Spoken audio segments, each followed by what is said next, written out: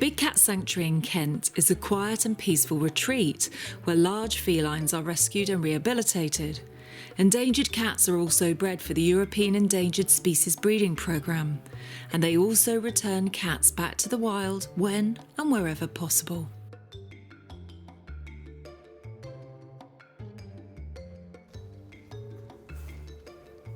Today I'm meeting an animal which has been my childhood dream to get up close with.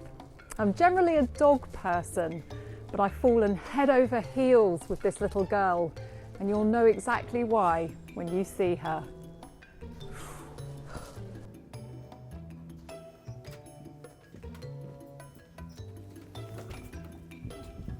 Hi Anneka, nice to see you and welcome to the Big Cat Sanctuary. Lovely to be here today. Good. Now I think you've come to see one of our very special residents today. Good. Shall we make a start? We're going to see. Fantastic, thank you.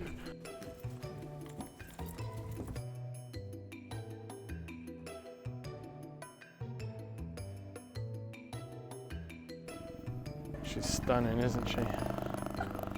What are you doing, playing with your tail? Oh, hello,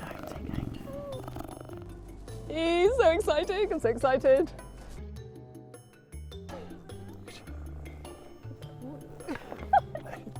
She knows I'm a dog person, telling you. So if you move it quite fast, she can't help herself. She's focused on her toy now. Yeah. Oh my goodness. She's beautiful, isn't she? That just like looks like a Mohican, doesn't it? So this is called what they would call their mantle. And when they're really tiny, when they're small cubs, it's actually much thicker and longer, and it's all the way down their back. Oh, and what's the reason for that? Is that camouflage? It's thought to mimic actually another animal in Africa called a ratel, or sometimes called a honey badger. Yeah. And honey badgers have a reputation of being incredibly fierce. Giles, so we've got Willow here, and she's a bit of a mischievous character. She's got a glint in her eye this morning, doesn't she? Got a glint in her eye. And being a dog person, I'm wondering whether she could pick up on that. Do you think the cats know when somebody has less experience with cats and more experience with dogs? Cats can always pick up when someone's a little bit cautious or apprehensive of them. I think it comes across in your body language and the way that you are. And so, given that your experiences with dogs, it's not quite the same. Tell us a little bit about her background and how she came here to Big Well, Cat Sanctuary. she was born at another facility. She had a leg injury, which meant that she needed to actually wear a cast and have it splinted. So she was taken from the litter and taken from mum for a period of time where it made it impossible to actually safely introduce her back. So then it became a situation where she needs this emotional contact and this physical stimulation. She needs to be looked after, but she's not actually ham-raised either. So she sits somewhere in the middle. She's been with mum for a few months, but now we're having to take care of her. And it's not just physically, but with a young animal like this, just as importantly, it's about, meeting her emotional and psychological needs as well. She's 7 months now. 7 months. And they stay with mum until they're at least 18 months, if not slightly older. So she would still, have that contact and that companionship. So tell us more about cheetahs in the wild. Of course, they're renowned, aren't they, for being incredibly fast? Well, they're the fastest land mammal in the world. So when she's fully grown, she'll be able to reach speeds in the wild of anything up to 70 miles an hour, which is absolutely incredible. That's actually faster than me on the motorway. Yeah, exactly. But what for me makes it actually even more amazing is not just how fast they're going, it's how quickly they get to that speed. In 3 seconds, less than 4 seconds, they're running, at full pelt, which is absolutely incredible. And of course that's because they need to get their prey fast, isn't it? And don't they burn out of energy if they don't get the prey pretty quickly? So with cheetahs, it's still very much the same tactic with all cats. It's about trying to get as close as you possibly can, using camouflage and your ability and stealth to get as close as you can, and then an amazing, fast, powerful burst of energy to try and catch their prey. Now with cheetahs, it's not because they run out of steam, it's the fact that they get so incredibly hot very, very quickly that it would be dangerous for them to carry on and get any hotter. So if they don't catch their prey within a few seconds, they usually have to give up, and that's because it's a body temperature thing, not an energy thing. And there's quite a high mortality, isn't there, with the young babies in the wild? And one of their counterparts, as you might say, one of their predators is a lion. If they come across lions, sometimes the lions can kill, can't they, baby cheetahs? That's exactly right as well. So although they are, a predator, they're certainly not top of the food chain where they come from. They have to compete with lions and leopards and hyenas and wild dogs, and even a group of jackals can see off a cheetah off of a kill. So that's when you see a cheetah make a kill in the wild, it rests up for a few minutes, it cools down, it gets its breath back,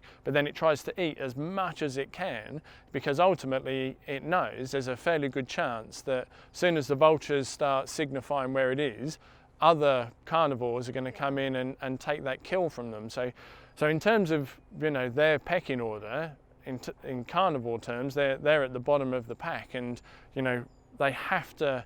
They're living right on the edge, and that competition with those other animals, makes life really tough for them in the wild. Yeah. And what is the conservation status at the moment of cheetahs in the wild? Because of course Africa, to a certain degree, it's almost closing up, isn't it? Everything is becoming fenced. It's becoming much harder for animals to pass through. And of course we know that cheetahs run so far. I mean, what is their general territory? Do they stick in one place, or do they like to travel? Cheetahs do have territories, like other big, generally most other big carnivores. They have big territories as well though. Fences for all wildlife are part of the problem, but actually cheetahs are the most endangered out of all of the big cats in Africa. So there's now less than 7,500 cheetahs left across their entire range. And it's for all sorts of various pressures. Habitat fragmentation and degradation and loss is put a pressure on them, but also one of the biggest things that cheetah faces is because of their habits and their behaviour, they're actually one of the most visible carnivores during the day, because they're diurnal. Most other carnivores are crepuscular or nocturnal, and because they're visible during the day, they're the ones that the farmers have historically seen, and they're the ones that would get persecuted for all sorts of human-wildlife conflict. For me, the reason that Willow is so important to us here is that yes, she needed our help, and she's a colourful character to say the least, but actually she's going to be the perfect ambassador to help us raise support for conservation.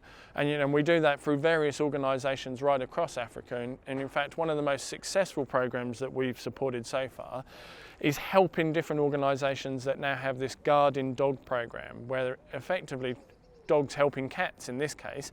These dogs are brought up as part of the flocks of livestock, goats and sheep, and then they act as like a security guard, if you like, against not only cheetahs but other predators, and that's been incredibly successful. We've seen over a 95% success rate in protecting those livestock, which then stops farmers and people retaliating against cheetahs and other predators. I think that's a fantastic idea. And more recently, another conservation challenge or pressure that's been highlighted is actually the demand for cheetahs as pets, especially in the Middle East. People will remove cubs out of the wild, will kill the females to remove the cubs, and then those cubs are making their way that's terrible. Into the pet trade, the illegal one. I've seen a lot of photos online in places like Dubai where you've had big cats on leashes, and I don't know if they brought in some sort of law, because there was tigers going around there as well, and hyenas, all on leashes. And so very recently the law has now been tightened up in some of those countries regarding the illegal wildlife trade, but that doesn't mean that it still doesn't happen. Are people still allowed to shoot these animals for great deals of money, and then pass it off as conservation? I find trophy hunting, I'm very uncomfortable with the concept of it. I think ethically it starts to cross a line. Morally, it doesn't sit well with me. Some of those countries, and some conservation organisations have suggested, but it's generating support, physical, financial support for conservation efforts and environmental management. Where does it stop? Because the you animals are just getting less and less and less and less. 7,500 cheetahs in the wild. That is incredibly low. It's absolutely heartbreaking. So for everybody that's watching this today, I would say if you're on your travels and you're going around to any country, do not ever support anything where you see captive animals, whether they're being used to pose with photos, they're on a leash. If you have enjoyed this episode of Animal Watch, then please give us a big thumbs up and subscribe to our channel.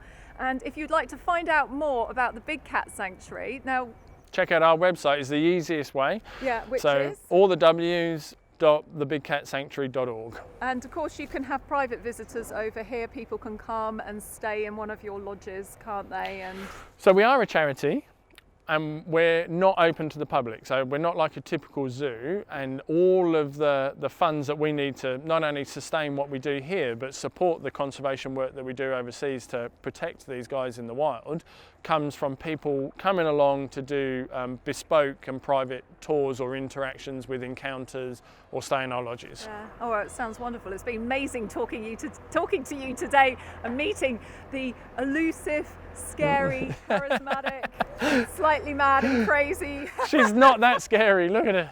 She's. I am just completely a dog person, and, and she knows it, right? she knows I'm a dog person, and I'm not going to give up. I will go back and I will have another little play with her in a minute. But yes, as I said, if you enjoyed this episode, then please tune in next week for another episode of Animal Watch. And thank you very much. you're welcome. Thank you. Bye for now.